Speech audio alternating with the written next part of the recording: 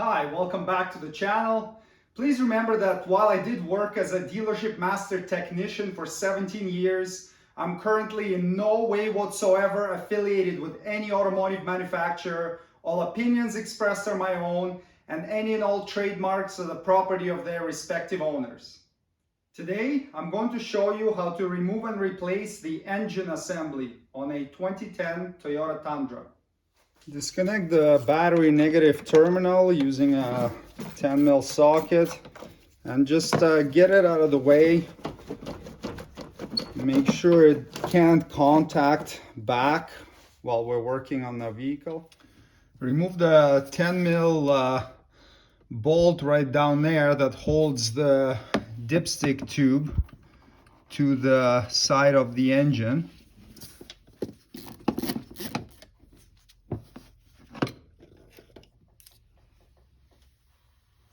Remove the front wheel with a 22mm socket. Remove the splash covers here. This one here is missing. We have just the front one, so there's a few clips you gotta pull out. Get it out of the way. Remove the clips holding this downstream oxygen sensor wire to the brackets, and then unplug the sensor connector up top.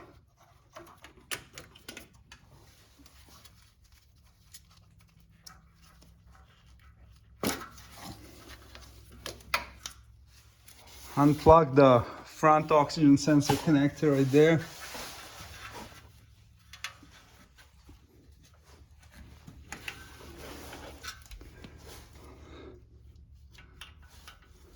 Remove these two 14mm bolts here.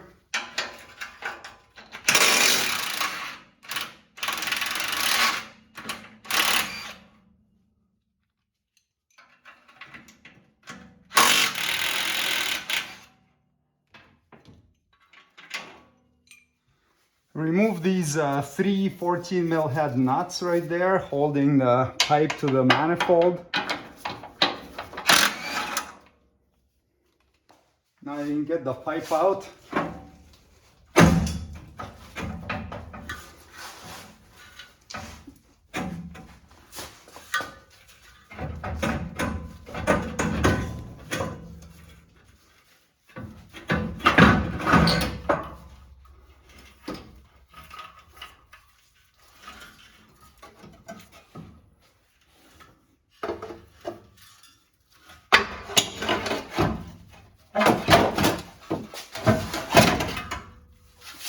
Take off these four 10mm nuts holding the heat shield on. That will give you some room to, once you get the heat shield off, it will give you a little more room over here to get the manifold out.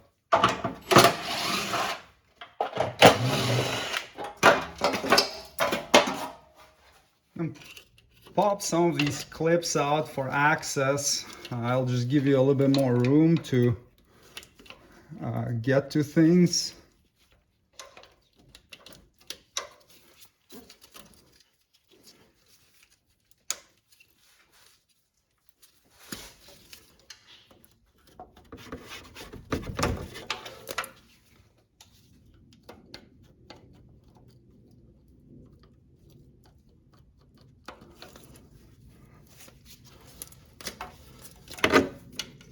Get this 10mm head heat shield bolt out. Get these other two heat shield bolts out. And you can move this harness out of the way. We'll give you a little more room to work there. And now you can get this heat shield out of there.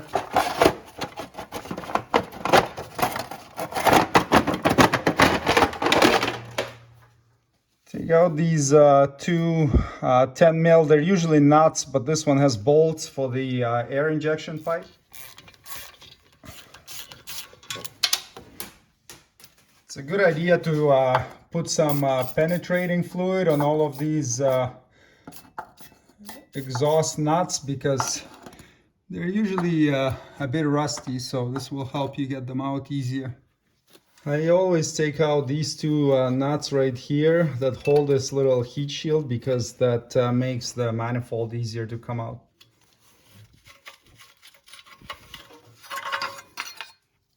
This is the setup I use to get every single nut out on the passenger side exhaust manifold. So we have a pretty shallow 12 mil 1/4 inch socket on a swivel and then a 1/4 inch extension. I use a 1/4 inch because it can get into like the really tight places. And then I have an adapter for 3/8 and another 3/8 extension and just a 3/8 ratchet. And I'm able to get every nut out that way. You have to be pretty careful. Don't round them off because once you round them off, you're in for some struggle after that. Really, the only two challenging ones are the two top front nuts. Like this one is, it's not terrible, but the one next to it, the one to the rear of it is pretty hard to get on, but with the setup you should be able to get it. Make sure your socket isn't so shallow that it doesn't clear over the stud, because then you will not grab the nut fully and it will potentially round it off. So the other tricky nut is that one located right there. The top one second from the front, and we can get it out using the same method.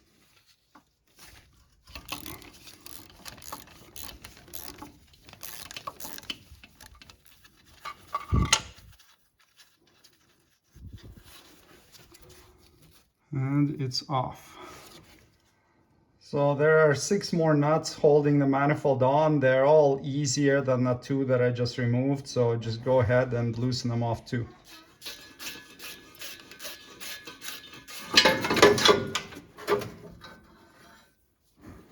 Now that all the nuts are out, you can get the manifold out. It's a pretty tight squeeze.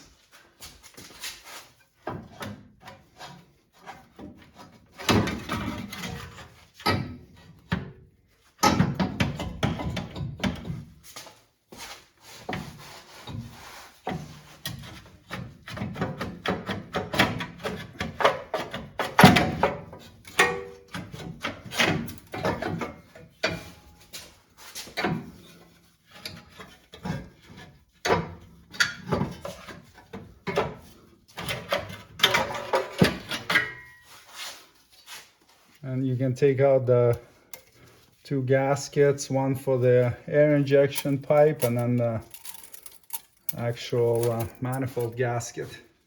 Now remove these 3 10mm head bolts holding the heat shield on.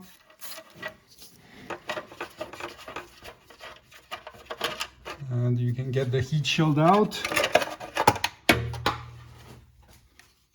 Pop this little cover off the starter terminal. I remove the 12mm nut there.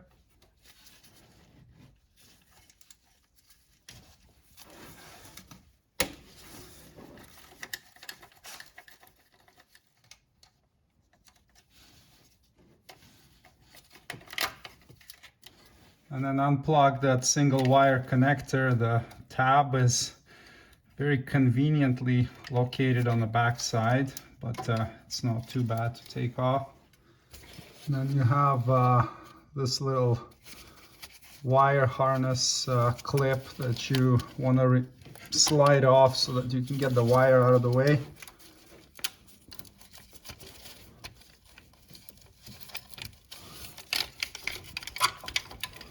Take off this 12mm bolt that's holding the transmission oil cooler pipes on, or the coolant pipes for the transmission oil cooler, and this will give us access to the top 14mm starter bolt here, otherwise you won't be able to get it out easily. And then loosen the 2 starter bolts.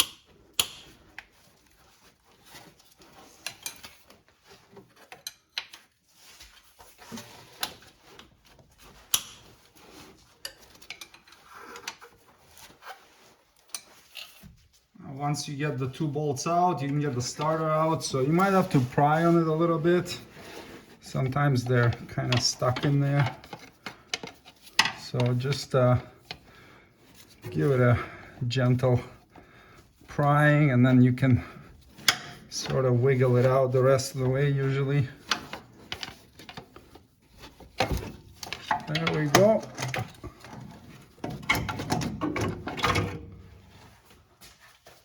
Now clean the mating surface on the cylinder head. I use just a sharp, straight razor blade to clean off all the hardened deposits, and then you can use like a Scotch-Brite pad afterwards and just smooth it all out. So don't use a grinder or a power wheel, because that can damage the aluminum and create a gouge in it, and then that's not going to seal and you're going to have an exhaust leak. So clean it until it's really nice and smooth to the touch and there's no crust or gunk left on there. The manifold itself, it's made of steel, so you're definitely safer to use a grinder on it. Just don't use like a really hard sandpaper wheel, because it can also eat away at it. But you can definitely clean it with a grinder or like a wire wheel, as long as you don't go crazy on it. Remove these 2 12mm head bolts holding this little protective heat shield on.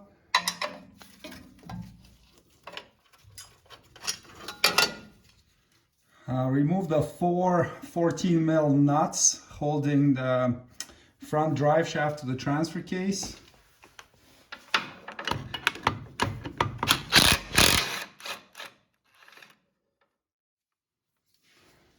There's also a little washer behind each of the nuts, so just take those out right now so you don't forget and lose them later. Now once you remove the 4 rear ones, remove the 4 front nuts.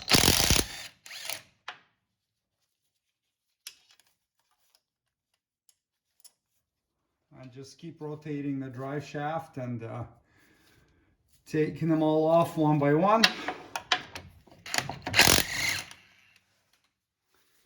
It's usually stuck pretty tight to the flanges on the transfer case and front diff, so I use a big punch and there's a nice convenient spot there, and give it a tap until it's loose. And you can do the same in the front.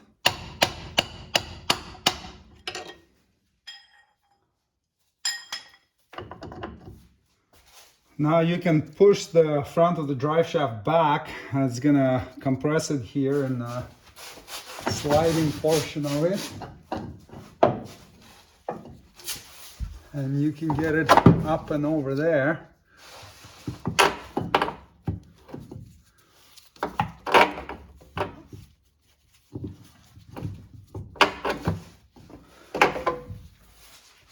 It's a pretty tight squeeze, and watch out for this wire for the crankshaft position sensor so you don't rip it off. But there's just enough room to slide it through there. And then you can take it out. Disconnect the downstream oxygen sensor connector.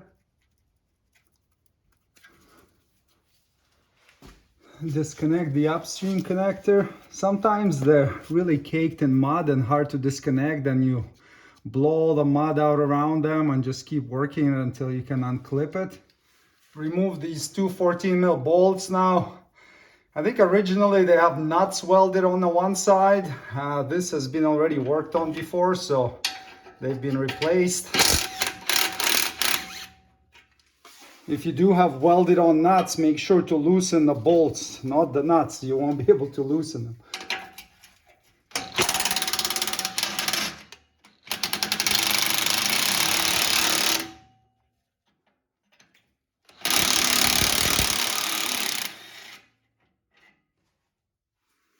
To get this hanger off, it really helps to put some silicone lubricant or something similar on the hanger. That will help this rubber part slide off.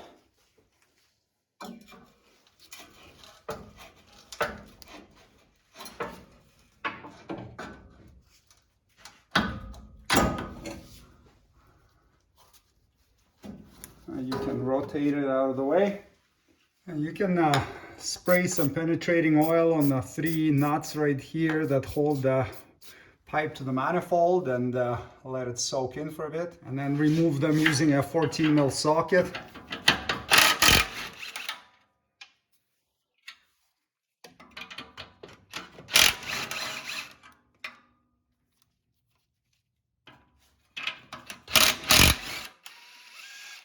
Hold the pipe so it doesn't hit you on the head.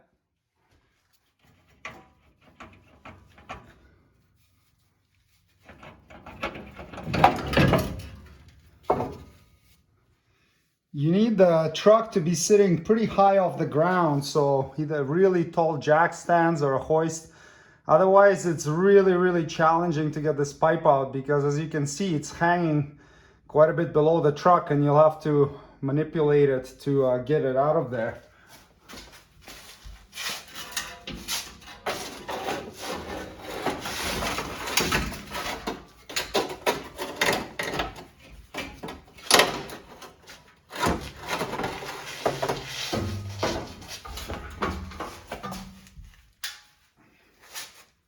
The driver's side exhaust manifold does not have to come off to remove the engine, but I need to remove it for a different purpose anyway, so I'm gonna take mine off. If you leave it on, you can skip this step. It will be a bit tighter to get the engine out, because the manifold likes to catch on this shield here and on the body when it's coming out. So, but it's definitely possible to pull the engine without taking it out. So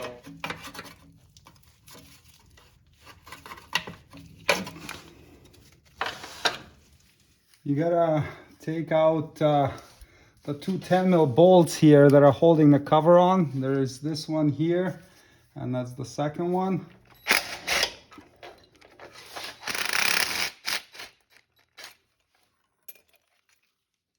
It's really difficult to unplug the crank sensor without removing it, so I'm gonna remove it by loosening that 10 mil head bolt right there, and then after we take it out, we can unplug it.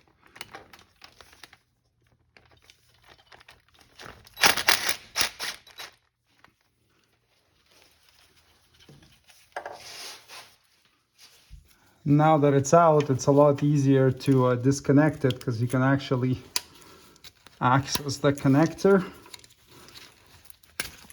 There we go. And then now we can just put the sensor back in.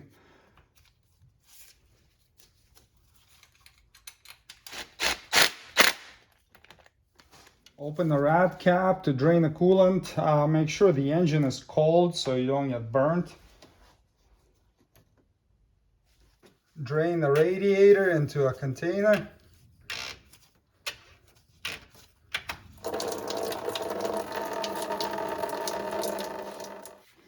Close the drain once the coolant stops flowing. Install a 5/16 of an inch diameter hose on the drain nipple located on the side of the engine block on the passenger side. And then use a 10 millimeter socket to open the drain plug right there and drain the coolant from the block into your container.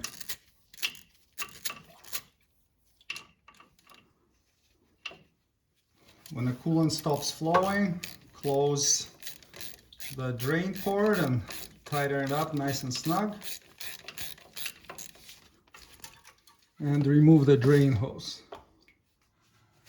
There's a coolant drain on the opposite side of the engine as well, but I find that draining one side is sufficient. If you open the other side, pretty much nothing comes out of there, so you can definitely not worry about the other one. You need to remove the accessory belt. The tensioner is right there. I'm showing it to you from the bottom. It's really difficult to see from the top.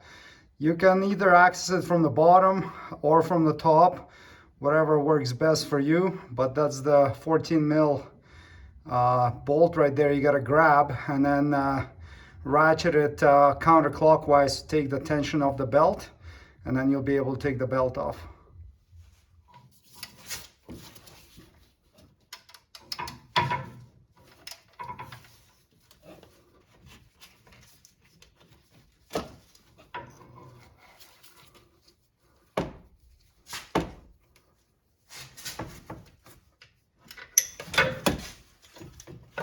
Get the belt out of the way.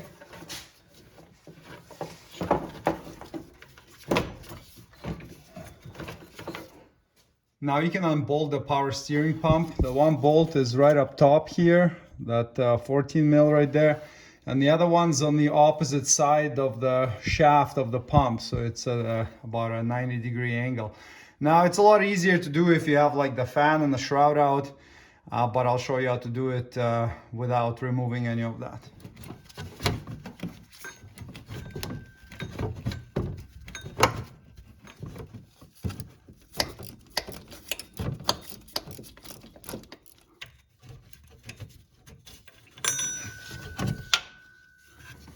So the other bolt is not this one up top, so don't get that one out. It's right behind the shaft, so you can't see it because it's blocked by the pump. So not the top one, but the one below it.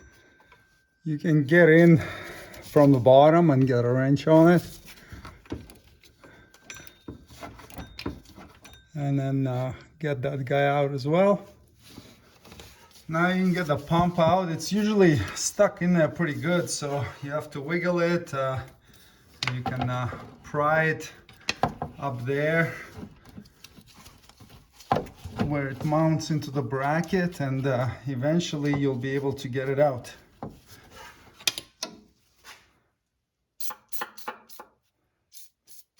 Give it a little penetrating oil to help it slide in the bracket.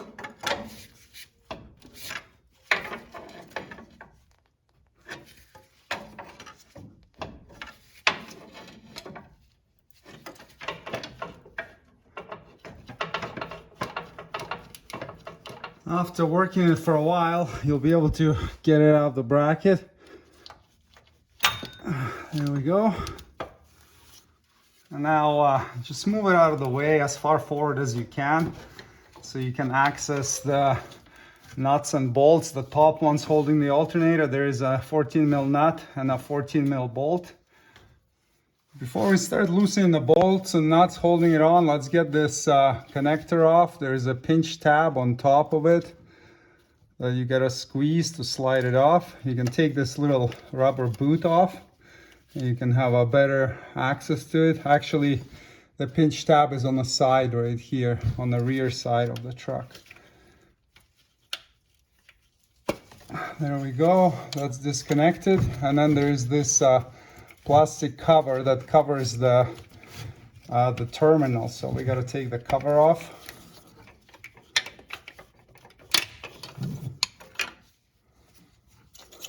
Pop the cover off and slide it off to expose the 10 mil nut that's holding the terminal on. Loosen the 10 mil nut and take it off. And you can slide the wire off the alternator. There's also this wire harness clip right here that you need to pop off to get the harness off the alternator bracket. And you can get the wiring out of the way. There's also a bracket on the side that holds the transmission oil cooler pipes. So there's a 12 mil head bolt. So loosen and remove that guy. Get that bolt out. You can also unbolt the actual bracket from the alternator. That's that 12 mil head bolt right there.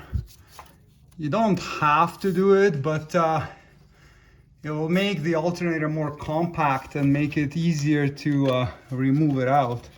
So I'm gonna do it.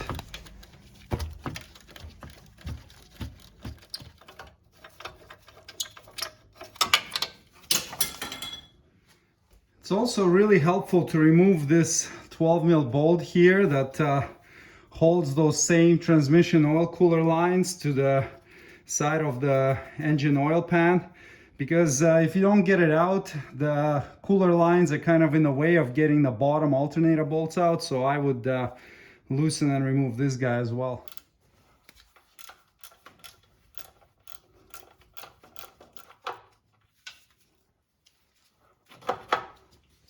So unbolting these lines allows you to move them out of the way, and you can access the bolts. This is the one bottom one, 14 mil head, and the other one is right here, also 14 mil head. So they're pretty long. So unbolt those and get them out. Before you start working on those lower alternator bolts, I highly recommend unbolting the sway bar, because if you don't unbolt it, it's pretty much impossible to get the alternator out of the bottom. And also, if you unbolt it first, it will be easier to get your ratchet on those lower alternator bolts. And the bolts are 17 millimeter heads. There are 4 of them.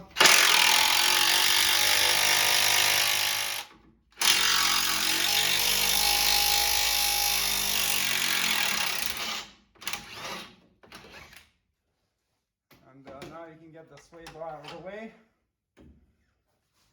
And this will give you pretty decent access to these 2 lower bolts.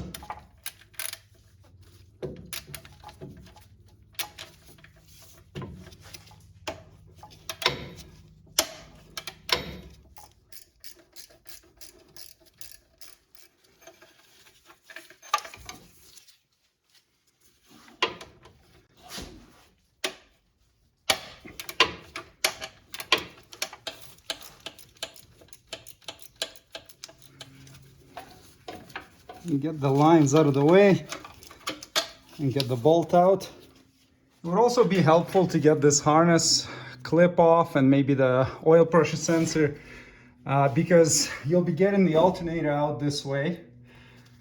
The sensor has a pinch tab on top, and then this has a little clip, so you can slide this off, and this will give you more room.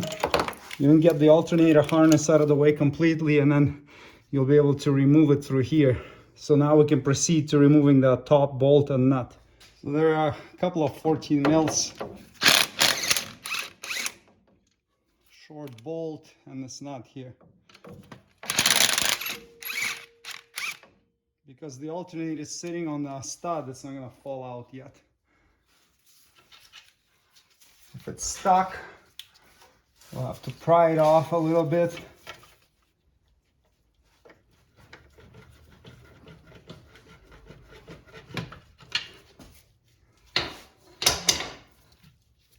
Slide it off the stud, and now you gotta get it out through here. It's a pretty tight squeeze. You have the rad hose in the way.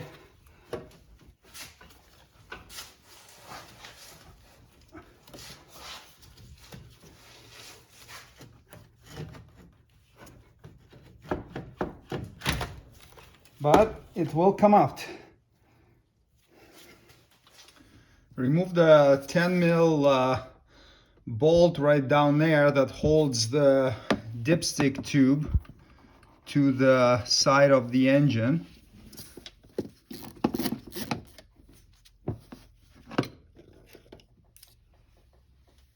Remove the upper rad hose.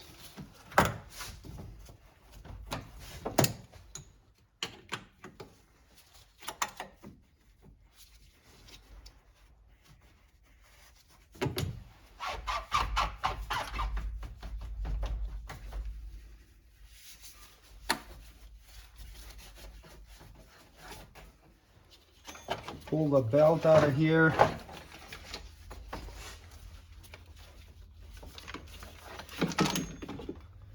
Now you gotta loosen the fan bolts right there. So best way to do it, I find, is get a pry bar in between one of the nuts and the fan clutch, and get just a 12 mil wrench like this in there, and start cracking them loose.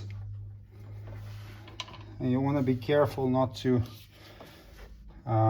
strip one of the nuts, because if you do, it becomes really difficult to loosen them. So that's one, and then you just keep going around and keep loosening them all, and then you can take the fan out together with a shroud. So once you loosen them, you can get your hand in there and take the nuts out one by one. Just leave one of them on so that the fan doesn't fall off and hit the radiator. And then we'll unbolt the shroud and get it out of there altogether. We have these transmission oil cooler lines here. There's a clip holding them to the shroud. You just gotta pop it off. I just use a long flat blade screwdriver to separate it, lift it out of the way, and then get the lines out of there like this. Disconnect the hose going to the overflow tank. Remove these two 10mm head bolts holding the shroud to the radiator.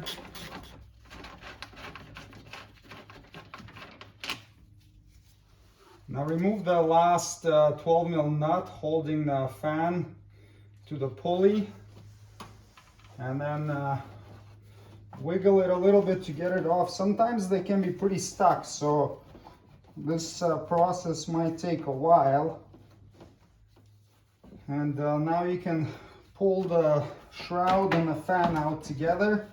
Watch out for this little nipple on the radiator so you don't break it off.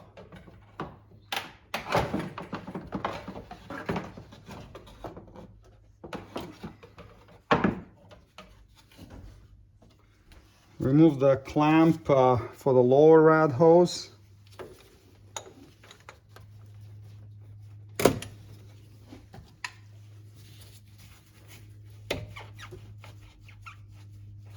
Pop the hose off. You technically don't have to pull the radiator out. I do it because otherwise it's quite tight, and this gives you quite a bit more room to maneuver, and you know, this way you're not going to punch a hole in it. Remove the clamp for the lower rad hose.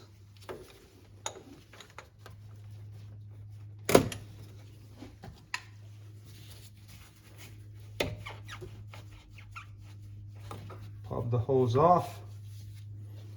If you have a supercharger, you need to take out these three 10mm head bolts holding the intercooler coolant tank on. If you don't have a supercharger, you don't have this step. There is an air deflector on each side of the radiator in the front. So you'll have 6 clips holding it on. So get all those clips out. And once you get all the clips out, you can get the deflector out.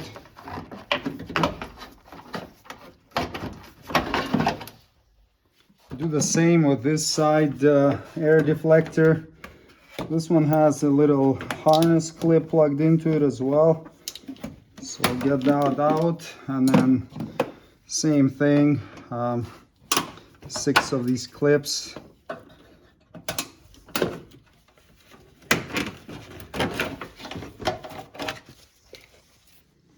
So there are 4 bolts holding the rad in.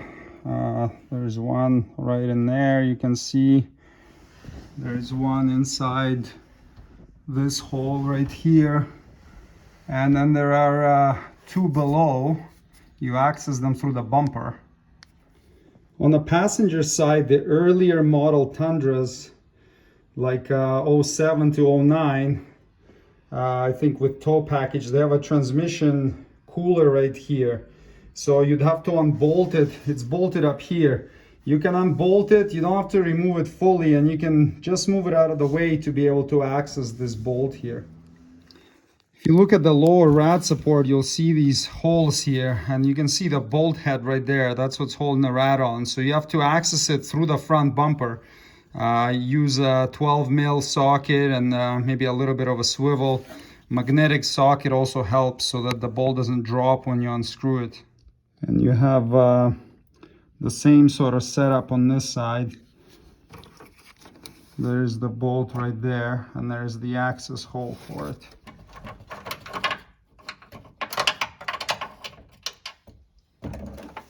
Remove the other side bolt the same way.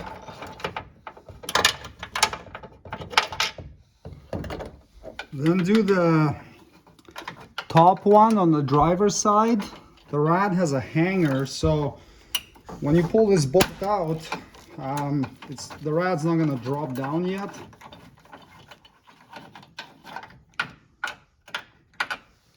And then the last one.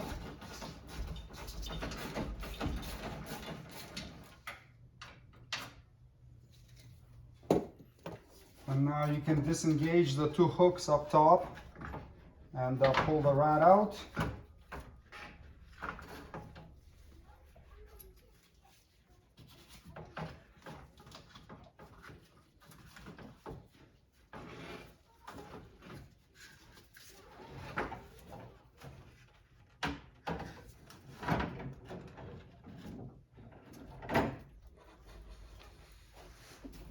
We'll get the intake off, so you got the MAF sensor and a clip for it, and then a couple hoses here,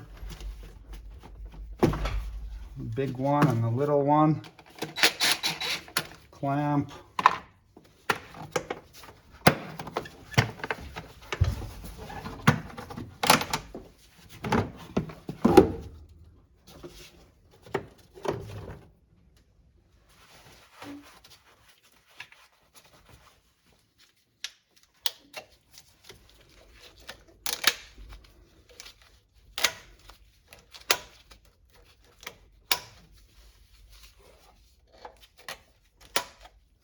throttle body coolant hoses. Since this truck's supercharged, it's a slightly different procedure than taking a stock intake manifold off, but it's very similar. Pop off this little cover right here. See, it's got a little clip that clips into the cowl cover. Remove this clip on the side.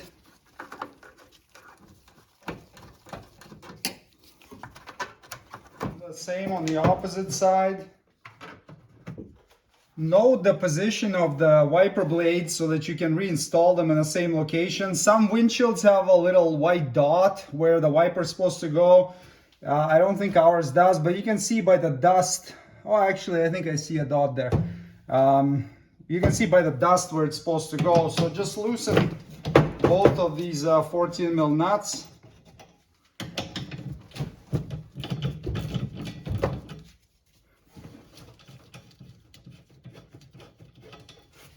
Take the blades off. You can push down here, and that usually loosens them off.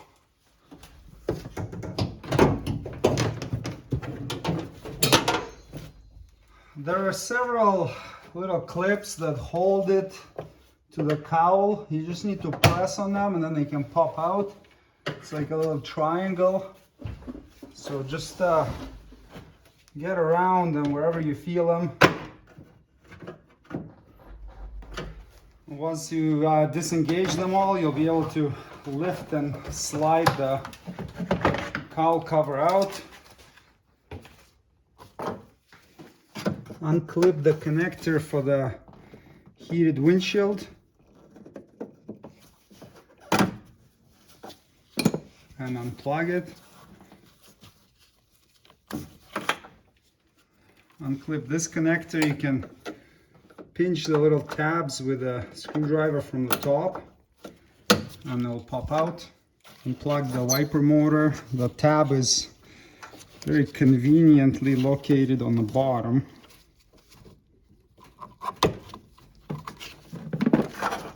Remove 4 bolts and a nut.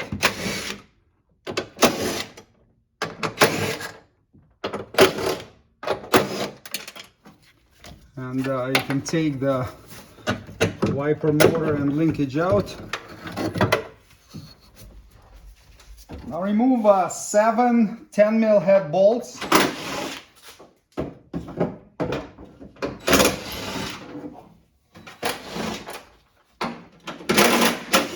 Disconnect the washer fluid hose.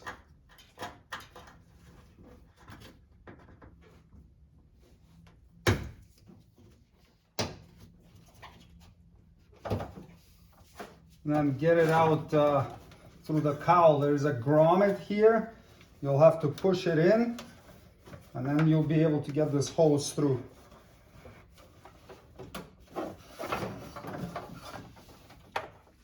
Now you can get the cowl out.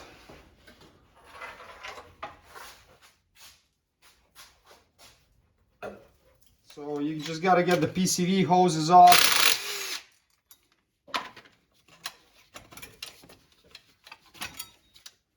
If yours is supercharged, you've got a couple coolant hoses here for the intercooler you got to disconnect. If yours is NA without a supercharger, there's no coolant running through the manifold, so skip this step.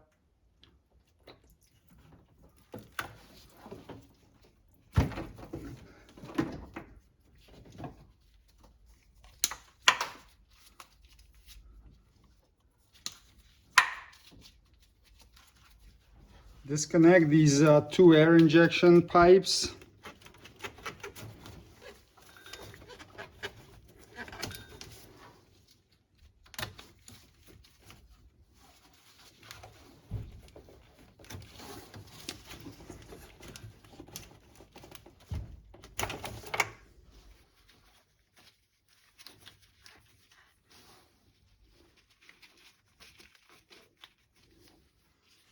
Now you need to disconnect every single wire attached to this main wiring harness. So just go along methodically. You're gonna have all the ignition coils. You're gonna have the camshaft position sensors, VVTi oil control valves. You're gonna have these drivers for the air injection pumps. You've got this injector connector.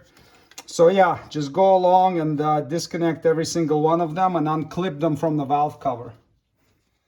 Once you unclip all the connectors, move the wiring harness out of the way. You also got this 10mm bolt for the ground strap, so disconnect that as well. There is this clip for the main wiring harness, so undo that, and then there's another one back here.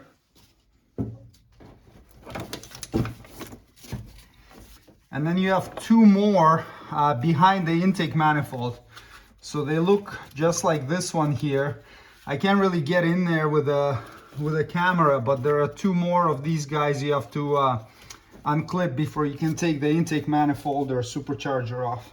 And then unhook these two hoses for the heater core and disconnect them.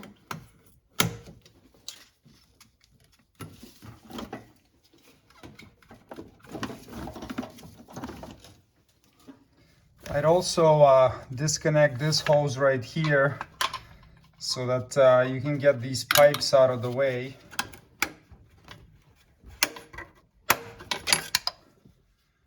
Remove these two 12mm head bolts right here holding the pipe down.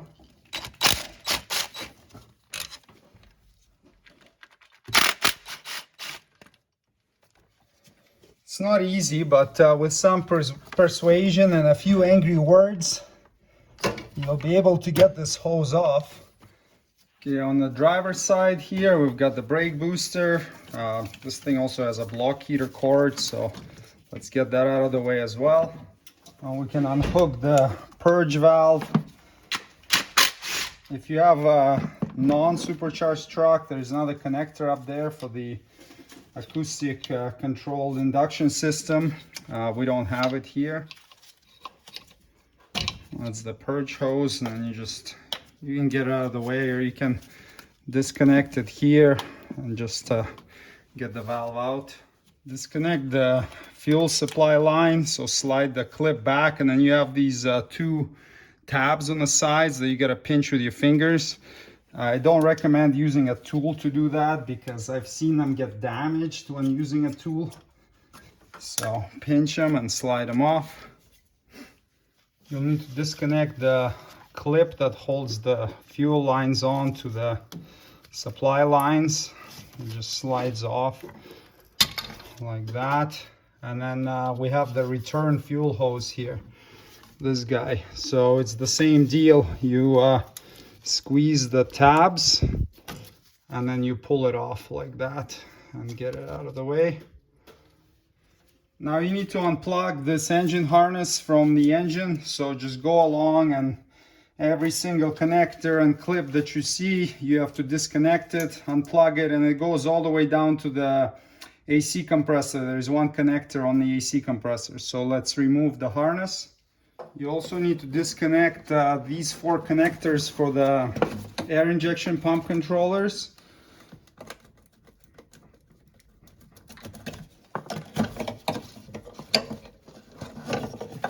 And then lastly, there's this wiring harness right here that goes into the fuse box. So you just need to take the fuse box cover off, and then you can unclip it from the inside.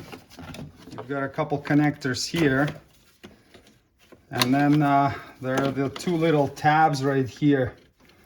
You just need to push them back with a screwdriver, and then you can slide this harness out and then put the cover back on.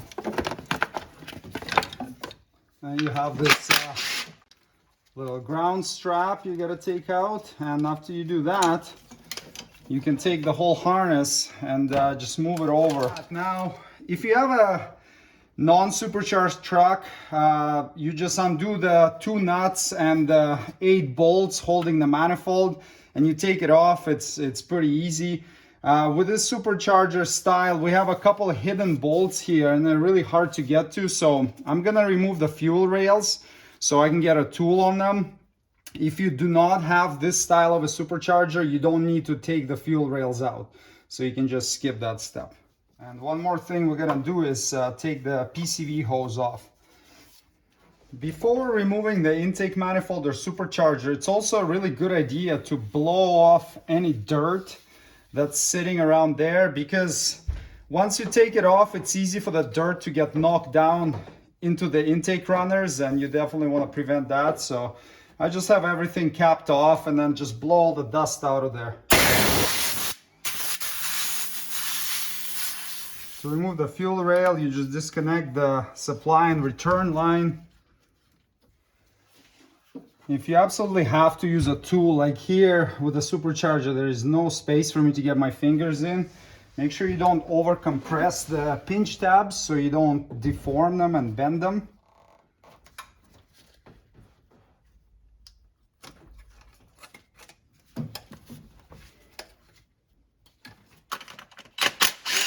Now you can remove the 2 12mm bolts holding the rail down, and then you can lift the rail out together with the injectors.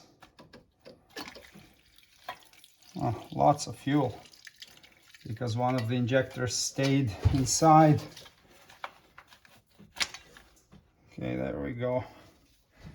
And grab these spacers. Be careful on the other side, it's easy to drop it. I mean, right now everything is kind of exposed, so you'll be able to find it, but make sure you don't lose them. Now you can repeat this process on the other side.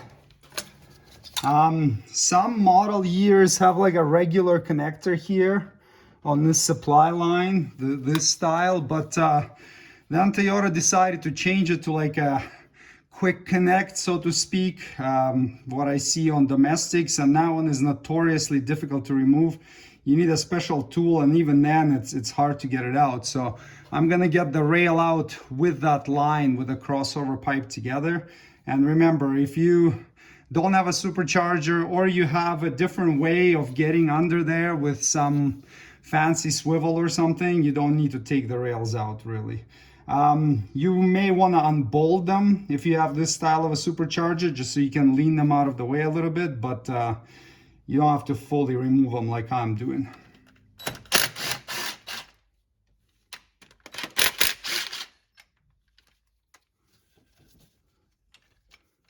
This back spacer is the one that likes to drop down.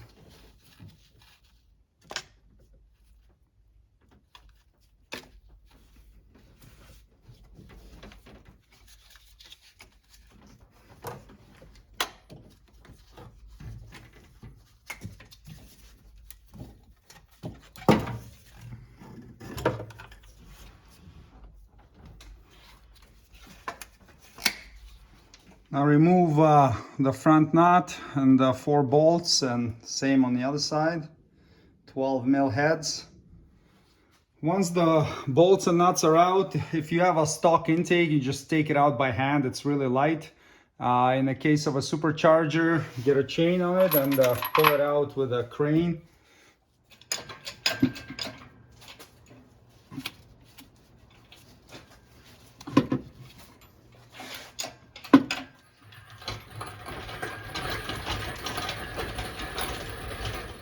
I'm going to get these coolant hoses off that go to the engine oil cooler. I think that's on trucks with a tow package. Be ready to catch any coolant that comes out of there.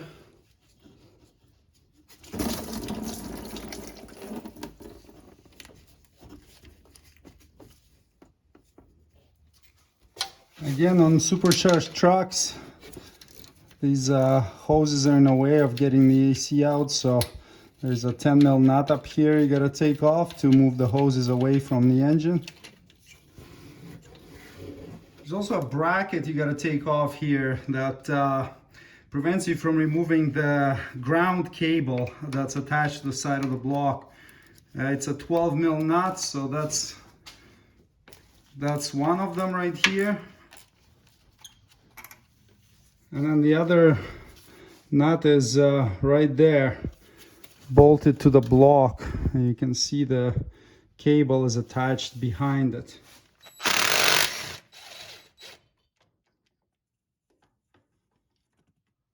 Now you can get that bracket out.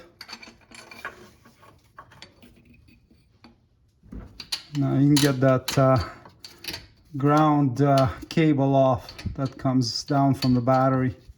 We got to get this wiring harness out of there, so there's a clip holding it right here.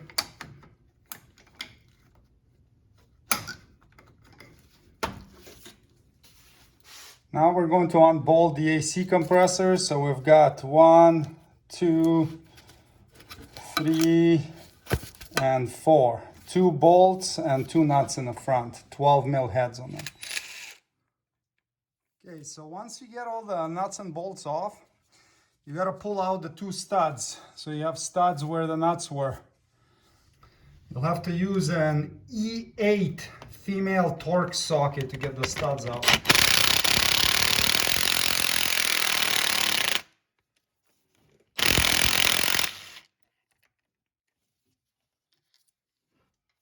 And now you can get the AC compressor out of the way.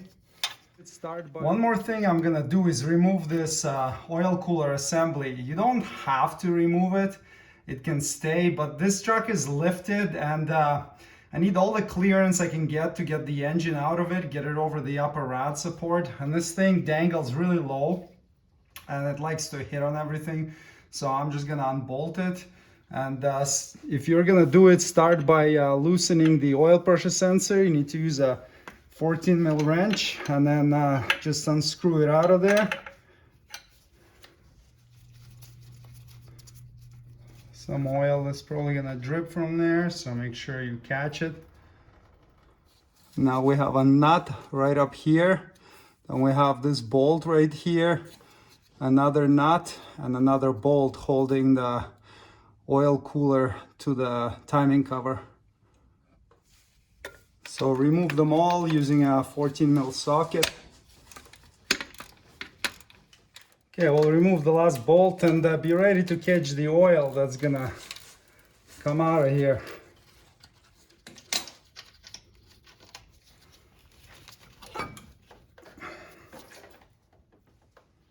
There's one last wire harness clip. It's actually on the passenger side, and that's for the starter wire. We haven't disconnected this one yet, so you just need to slide that one off and then you can get the starter harness out of here.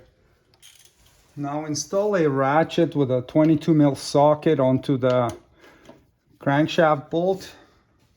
Remove the little plastic insert where the starter used to sit.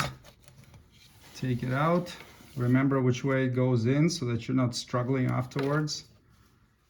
Now rotate the crankshaft until you see one of the bolts that hold the torque converter to the flex plate. Now with one hand, hold the crankshaft and then use another breaker bar with your left hand, or if you have a helper, of course it's easier. I'm working by myself. And then use a 17 mil socket and loosen bolts holding the flex plate to the torque converter.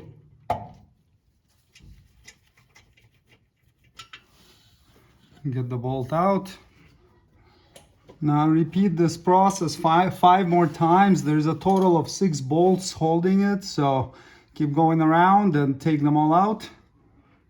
And before we pull the engine out, we need some clearance here, so we're gonna take the hood off.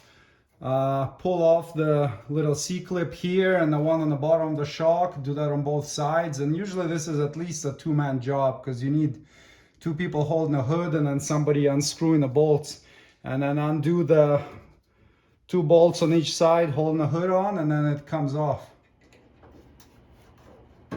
Oh God, it's so heavy. I'm not ticklish.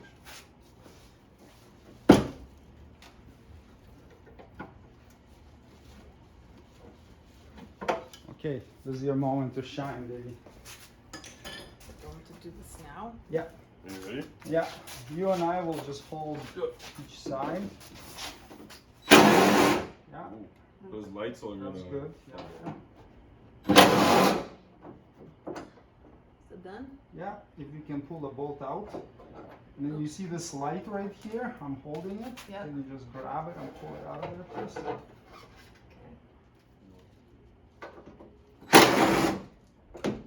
Okay, that's fine. That happened last time too. We'll find it.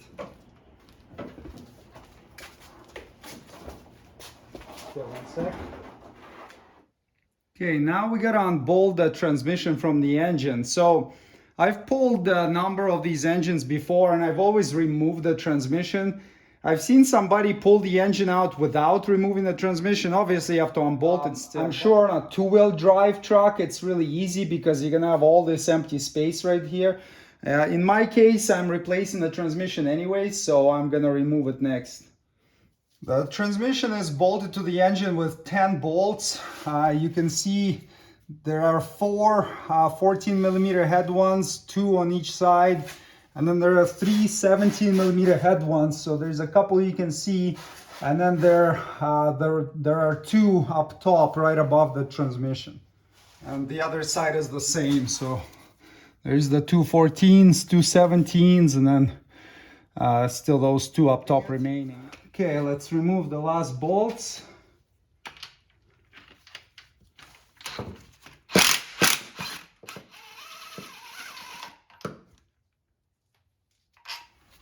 Now you can unhook these last 3 connectors on the back.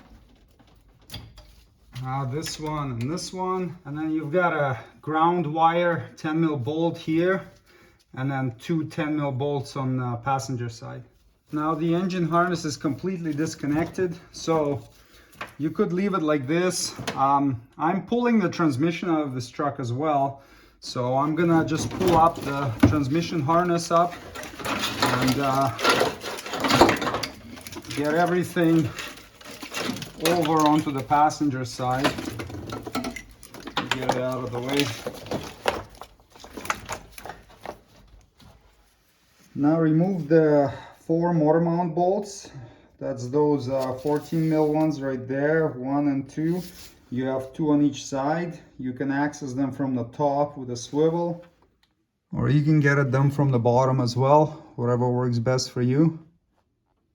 Install a chain. I usually use those 2 middle bolts, 1 on each cylinder head by the intake runners. You use M8 by 1.25 bolts. Now hook up the crane and pull the engine out. Be careful not to hit the windshield or anything else.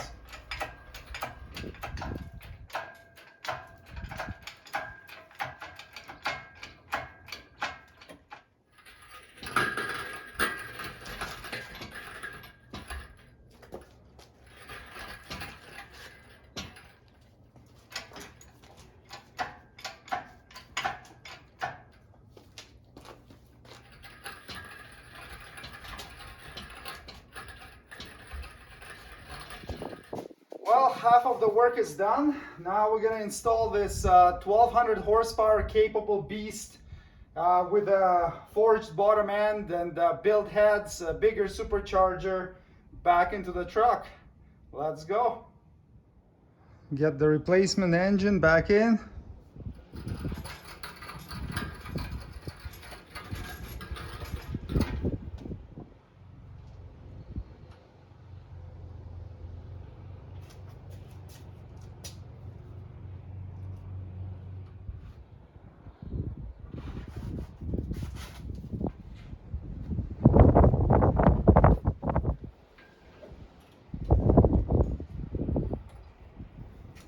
And it's in. Install the 4 motor mount bolts and tighten them to 58 foot-pounds. Reposition the wiring harness and then plug in these 3 connectors and then install the ground straps, 1 on this side and 2 on that side. Install the 4 of these 14 mil head bolts and 6 of the 17 mil head bolts, and torque the little ones to 27 foot-pounds and the big ones to 52 foot-pounds. Turn the crankshaft until you see one of the bolt holes in a flex plate line up with the opening. Then you can get your hand in through one of those big holes in a flex plate and you can spin the torque converter until you line up the one of those flats on the torque converter where the bolts are supposed to bolt up with a bolt hole. So you'll just have to kind of go by feel and experiment with it a little bit until you can catch the threads with one of the bolts through the little hole that bolts through. Take a look at the 6 flex plate bolts and you'll see that one of them is different. This one has a dark color to it, and if you look at it from the side, it has a little bit of a shoulder right there, while the other bolts don't. So this dark bolt must go in first. That's the first one because it will align the flex plate to the torque converter properly with that shoulder. Don't install the other ones first. Install the dark one. Now be very careful not to drop the bolt down inside the transmission bell housing. I've had an apprentice do that once years ago, and it required the removal of the transmission again to get it out of there. So once you install the bolt, you can torque it to 39 foot-pounds. And then keep going around and rotating the crank, install the rest of the bolts, tighten them all to 39 foot-pounds.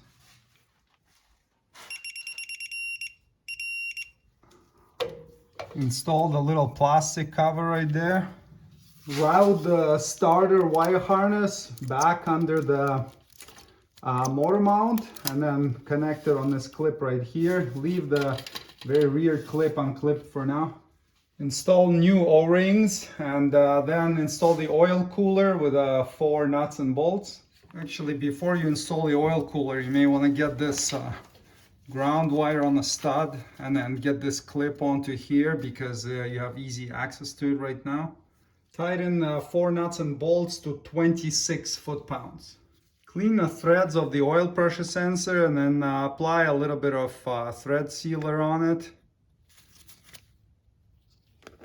And then install.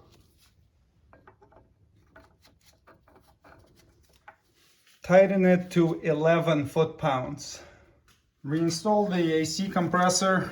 First install the 2 studs and tighten them to 7 foot-pounds.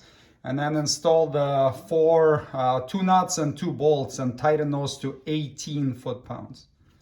Reinstall this little bracket over the ground wire stud and the stud on the oil cooler. And tighten the 2 nuts to 15 foot-pounds. Reconnect the oil cooler coolant lines. If your truck isn't supercharged, the setup is slightly different, but the idea is the same. Go ahead and tighten those 2 12 mil bolts right there, and then install this hose and the hose clamp. I removed the injector rails to get the supercharger out, so I'm putting a different supercharger in, which doesn't overlap with them, so I reinstalled them and tightened the 4 12 mil bolts to 15 foot-pounds.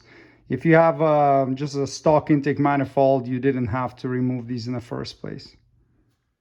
Reinstall the intake manifold or supercharger and tighten the 8 bolts and 2 nuts to 15 foot-pounds.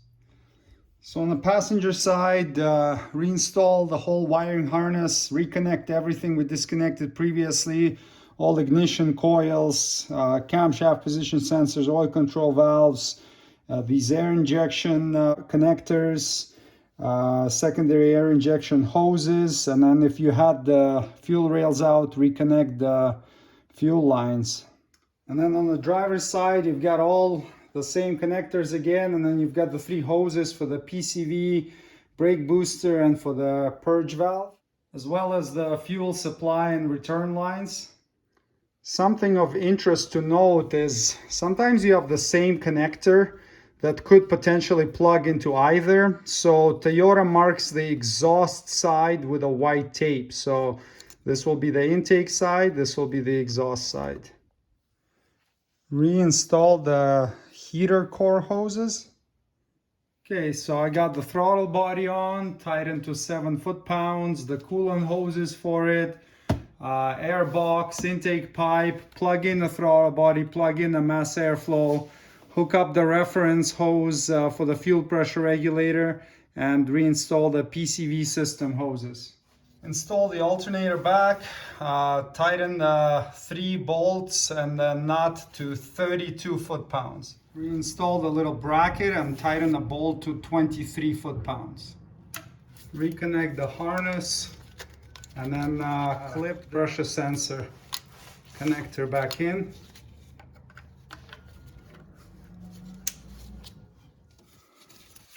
Tighten that alternator main harness nut to 7 foot-pounds. And then reinstall the protective plastic cover and then clip in this connector here. Install the front transmission oil cooler hose bolt and the rear one, and tighten them to 15 foot-pounds. Before reinstalling the power steering pump, you can tap a bit on this metal insert, tap it towards the rear, and that will spread this gap here and make it easier to go in. And also you can put some lubricant on these surfaces here to help the power steering pump slide in there. Reinstall the power steering pump with the 2 bolts and tighten them to 21 foot-pounds. Reinstall the radiator and tighten the 4 bolts that hold it through the rad support to 13 foot-pounds. Reinstall both of these wind deflectors on the driver and passenger side, and then on the driver's side you have also this wiring harness that you got to clip into that. So first reinstall the lower rad hose to the thermostat housing, and after that you can install the shroud together with a fan, same as we removed them. Tighten these little 10 mils holding the shroud to 5 foot-pounds. And then those 4 12 mil nuts that hold the fan to the pulley to 15 foot-pounds. One important thing when installing the shroud, make sure that these hooks on the bottom of it engage into the corresponding slots on the radiator, because sometimes they can like get stuck sideways or up here. So it's important that they're installed correctly, otherwise it will flap around. Install the upper radiator hose and then connect the hose for the overflow tank. Reinstall the drive belt, same way we took it out. Install the cowl with 7 bolts and tighten them to 5 foot-pounds. And then get the windshield washer fluid hose grommet through. It helps to pull the hose out of the grommet and then install the grommet from this side, and then reinstall the hose that way. Otherwise it's extremely difficult, and you can use like a little silicone lube to help it slide through. Reinstall the wiper motor and linkage with 4 bolts and 1 nut. Tighten those to 5 foot-pounds, and then just reinstall the connectors for the heated windshield if you have it, and for the wiper motor. When reinstalling the cowl cover, you need these little hooks to go under the windshield, and then this lip to go over the windshield. Clip the cowl cover into the cowl, and then use a little bit of silicone lubricant on these nipples right here, and get them in the hole, and then you've got the clips. So do this on each side. Reinstall the wipers, and they're marked D for driver and P for passenger. Just align them the same way they came off, and then tighten the nuts to 18 foot-pounds. Once the mating surface on the cylinder head is clean the mating surface on the exhaust manifold. Install a new exhaust manifold gasket and a new air injection pipe gasket. Reinstall the starter with the 2 bolts and tighten them to 27 foot-pounds. Reinstall the bolt holding the coolant pipes on and tighten to 12 foot-pounds. Clip in the single wire connector first, and then install this main connector with a 12mm nut. Tighten it to 7 foot-pounds. Install the cover, and then reconnect the wire harness clip right there at the bottom. Install the starter cover, the heat shield with 3 bolts, and tighten them to 7 foot-pounds. Install the exhaust manifold with 10 nuts. Tighten the 12mm nuts to 15 foot-pounds, and 2 10mm nuts to 7 foot-pounds. Install this little heat shield first with the 2 nuts and tighten to 4 foot-pounds. And then install this big heat shield for the manifold and tighten to 7 foot-pounds. Reattach the dipstick tube with a 1 bolt and tighten it to 6 foot-pounds. And reattach and reclip the harness for the power steering pump and for the front diff actuator. Reinstall the splash cover with the clips. This truck didn't have a splash cover on this side, so we'll just clip the wire harness back in. Reinstall the heat shield with the 4 nuts and tighten to 4 foot-pounds. Clean all the exhaust pipe flange mating surfaces. Install new gaskets on both sides. Reinstall the exhaust pipe. Tighten those 3 nuts to 40 foot-pounds, and then reconnect the front oxygen sensor. Reconnect the rear oxygen sensor and then tighten these bolts to 35 foot-pounds. Install the passenger side wheel and snug that one up. All the exhaust pipe flange mating surfaces. Install new gaskets on both sides. Reinstall the exhaust pipe. Tighten those 3 nuts to 40 foot-pounds and plug in the front oxygen sensor. Plug in the rear oxygen sensor and attach the exhaust hanger. And tighten the rear bolts to 35 foot-pounds. Reinstall the front drive shaft same way we took it out. Make sure that the rubber boot on it here points towards the rear of the vehicle. And then install the 8 washers and 8 nuts, and then tighten them to 59 foot-pounds.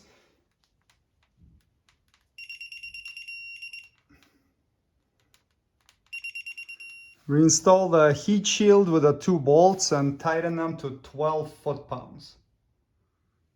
Install the driver's side wheel and snug it up. Tighten to 97 foot-pounds. Check the oil level and adjust if needed. Tighten the negative battery terminal until it's nice and snug and cannot be moved by hand.